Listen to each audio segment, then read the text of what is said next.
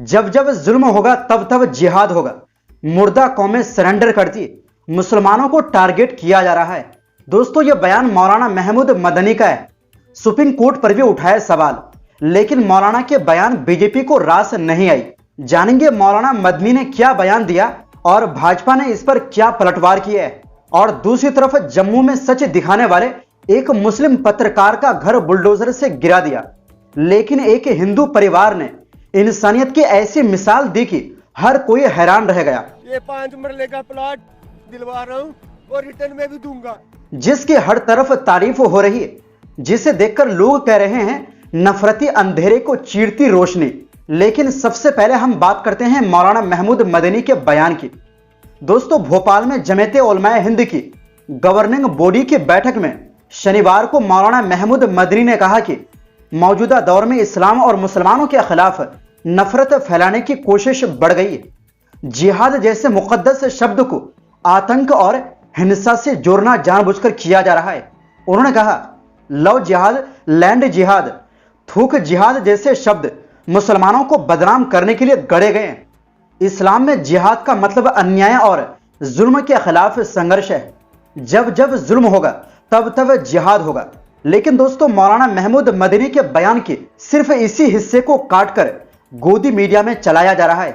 मतलब जब जब जुल्म होगा तब तब जिहाद होगा, यही शब्द, और इसे विवादित बयान बताकर फैलाया जा रहा है। खैर, मौलाना महमूद मदनी ने कहा कि मुसलमानों को लगातार टारगेट किया जा रहा है और उनके धार्मिक पहनावे, पहचान और जीवन शैली पर सवाल उठाए जा रहे हैं। उन्होंने कहा कि मुसलमान इस देश के बराबर के नागरिक हैं, लेकिन शिक्षा, रोजगार और सामाजिक बराबरी के अधिकार जमीनी स्तर पर कमजोर हो रहे हैं। मौलाना मदनी ने न्यायपालिका पर भी सवाल उठाए। उन्होंने कहा कि अदालतों को निष्पक्ष रहना चाहिए, लेकिन कुछ फैसलों से संदेह पैदा हुआ है जो सरकार के दबाव में काम करती है। उन्होंने कहा कि सुप्रीम कोर्ट तभी सुप्रीम कहलाएगा जब वो संविधान की पूरी तरह पाबंदी करेगा। उन्होंने दावा किया कि देश की बड़ी आबादी आज भी खामोश है। उन्होंने साफ कहा, देश की 10% आबादी किसी न किसी वजह से मुसलमानों के साथ है, बाकी 30% खिलाफ है और 60% खामोश है। अगर यह तबका नफरत फैलाने वालों की ओर गया तो देश के लिए खतरा पैदा हो सकता है। इस दौरान उन्होंने मुसलमानों को दूसरों के साथ बेहतर ताल्लुकात कायम करने के लिए कहा और दूसरे के मजहब का एहतराम करने के लिए भी बोला। उन्होंने ये भी कहा, मुसलमानों के खिलाफ बुलडोजर कार्रवाई, मॉब लिंचिंग, आर्थिक बहिष्कार और नफरती अभियानों का माहौल बनाया जा रहा है। उन्होंने कहा कि धर्मांतरण कानूनों के जरिए मुसलमानों के दावत और तालीम को अपराध बना दिया गया है, जबकि कुछ संगठनों को खुली छूट है। उन्होंने वक्फ संपत्तियों को लेकर भी सरकार के हस्तक्षेप का विरोध किया और कहा कि वक्फ मुसलमानों की अमानत है, इसमें दखल बर्दाश्त नहीं किया जाएगा। मौलाना मदनी ने गुरु तेग बहादुर साहिब की शहादत को याद करते हुए कहा कि यह सिर्फ सिख इतिहास नहीं बल्कि पूरी भारतीय विरासत की अमानत है। गुरु तेग बहादुर साहिब का बलिदान इंसानियत, धर्म और आजादी की रक्षा का प्रतीक है। उनकी कुर्बानी हमें नफरत के खिलाफ खड़ा होना सिखाती है। आज की राजनीति में मुगलों के नाम पर मुसलमानों को बदनाम करने की कोशिश हो रही है। उन्होंने साफ किया कि किसी शासक के अत्याचार को इस्लाम से जोड़ना सरासर गलत है। इस्लाम का पैगाम इंसाफ और इंसानियत है। मुर्दा कौमें हालात के आगे सरेंडर कर देती है, लेकिन जिंदा कौमें हक और पहचान पर समझौता नहीं करती। उन्होंने नौजवानों से मायूसी छोड़ने और संवैधानिक अधिकारों के लिए जागरूक रहने की अपील की। लेकिन वहीं जमीयत उलमाए हिंद प्रमुख मौलाना महमूद मदनी के बयान बीजेपी को बिल्कुल भी बर्दाश्त नहीं हुआ। इस पर भाजपा ने पलटवार किया है।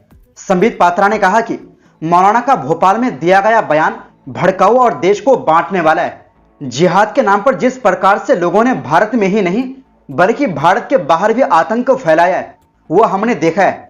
मदनी ने कहा है कि सुप्रीम कोर्ट को सुप्रीम कहलाने का कोई अधिकार नहीं है। मौलाना मदनी के इस बयान को सुप्रीम कोर्ट को स्वयं संज्ञान में लेकर इसकी सुनवाई करनी चाहिए।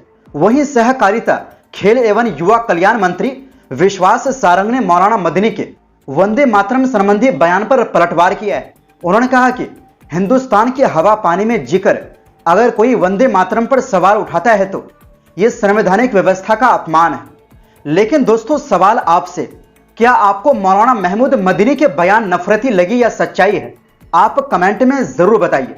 वहीं दूसरी ओर दोस्तों, अब जो खबर आपको बताने जा रहे हैं वो आपको जरूर सुनना चाहिए। दोस्तों, जम्मू डेवलपमेंट अथॉरिटी का शहर के नरवाल इलाके में जब बुलडोजर चला तो सिर्फ 3 दशक पुराना एक मकान ही नहीं टूटा, एक परिवार का आशियाना ही बिखर गया।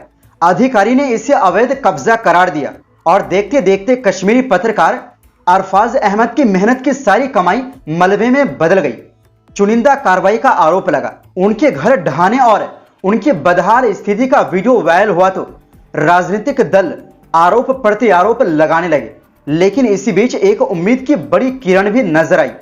जिस देश में धर्म के नाम पर नफरत की दीवारें ऊंची की जा रही है, उसी देश के एक कोने में एक हिंदू ने इंसानियत की मिसाल कायम कर दी। जम्मू के नरवाल के कुलदीप शर्मा ने अपने उस मुस्लिम पड़ोसी अरफाज अहमद को अपनी बेटी के हाथों 1361 वर्ग फीट का प्लॉट दिलवा दिया ताकि वो इस पर घर बनाकर रह सके। इस घटना का एक वीडियो सोशल मीडिया पर वायरल हुआ है। इसमें कुलदीप शर्मा कहते सुने जा सकते हैं, मैं अपनी बेटी की शादी के लिए यह जमीन बचाकर रखी थी, लेकिन आज मेरी बेटी ने खुद कहा, पापा पहले हमारे कश्मीरी भाई का घर बने, अगर जरूरत पड़ी तो मैं भीख मांगकर इनका घर बनवाऊंगा, लेकिन अपने कश्मीरी भाई को कभी कमजोर नहीं पड़ने दूंगा। ये मेरा भाई है, मेरा कश्मीर है। मैं अपने भाई को ना इनकी पीठ नहीं लगने दूंगा। मैंने आपसे बार बार बोला, मैं भीख मांग के भी इनका घर बनवाऊंगा, चाहे कुछ भी हो जाए। दरअसल ये पूरा मामला जम्मू शहर के नरवाल इलाके का है। गुरुवार सुबह जम्मू डेवलपमेंट अथॉरिटी यानी जीडीए की टीम ने सिंगल स्टोरी मकान को जमींदोज कर दिया। एक वीडियो में 72 साल के गुलाम कादिर डिंग उसके मलबे में बैठे रोते दिख रहे हैं। सोशल मीडिया पर वायरल वीडियो में स्थानीय न्यूज पोर्टल में पत्रकार उनके बेटे अरफाज मदद की गुहार लगाते देखते हैं। इस वीडियो के वायरल होने के बाद सोशल मीडिया यूजरों ने लिखा कि इस नफरत के समय में शानदार पहल, स्वागत है ऐसे इंसानों का जिसमें आज भी इंसानियत जिंदा है। अशोक कुमार गहलोत नाम के यूजर ने लिखा, देश में धर्म के आधार पर नफरत का अंधेरा बहुत बढ़ रहा है, मगर उस अंधेरे को चीरती ऐसी रोशनी एक उम्मीद देती है कि संघ और भाजपा की जहरीली राजनीति को हरा देगा। दोस्तों, जम्मू डेवलपमेंट अथॉरिटी यानी जीडीए ने कुछ दिन पहले गुलाम कादिर डिंग के घर को अवैध बताते हुए ढा दिया। द इंडियन एक्सप्रेस की रिपोर्ट के अनुसार जीडीए के वाइस चेयरमैन रुपेश कुमार ने कहा, यह रूटीन एक्सरसाइज है। डिंग परिवार को 29 अक्टूबर को पहला नोटिस दिया गया था, जवाब नहीं आया तो 18 नवंबर को दूसरा नोटिस भेजा। खुद गुलाम कादिर ने लिखित में कहा कि नरवाल वाला मकान उनका या उनके परिवार का नहीं है। उन्होंने यह भी बताया कि डिंग के बेटे अरफाज ने भटिंडी में सरकारी जमीन पर दूसरा मकान बनाया था, जिसे हाल में दूसरी एजेंसी ने तोड़ दिया। वहीं डिंग के घर को ढहाए जाने पर राज्य के मुख्यमंत्री उमर अब्दुल्ला ने तीखी प्रतिक्रिया दी। उन्होंने कहा, राजभवन से तैनात अफसर बिना चुनी हुई सरकार की इजाजत के बिना संबंधित मंत्री से पूछे बुलडोजर चला रहे हैं। यह मेरी सरकार को बदनाम करने की साजिश है। मैंने विभाग से पूरे जीडीए की जमीन पर सभी अतिक्रमणों की पूरी लिस्ट मांगी, सिर्फ इसी एक गरीब परिवार को क्यों निशाना बनाया गया। तो दोस्तों, फिलहाल के लिए इस रिपोर्ट में बस इतना ही।